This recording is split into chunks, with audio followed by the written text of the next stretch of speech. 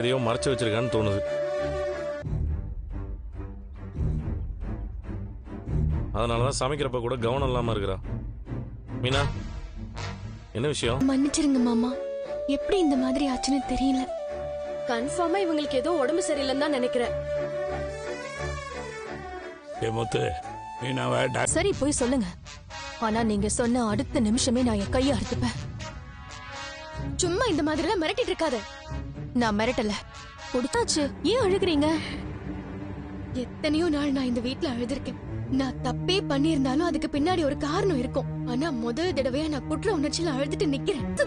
ஆனா 2 வருஷமா ஒரு பொய்ய சொல்லி அதை மறைக்கிறதுக்காக பொய் மேல பொய்யா அடிக்கிட்டு போயிருக்கேன். உனக்கு இருக்கிறது வாயா இல்ல பொய் மூட்டையா? இருக்கிறது மட்டும்தான் அவன் வேலைன்னு சொல்லி அன்னைக்கு என் சம்மதமே இல்லாம என்ன தொட்டா. ஒரு மிருகம் மாதிரி என்ன.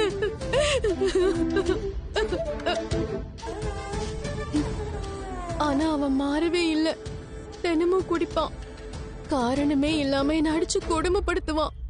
எங்க அம்மா கிட்ட சொன்னா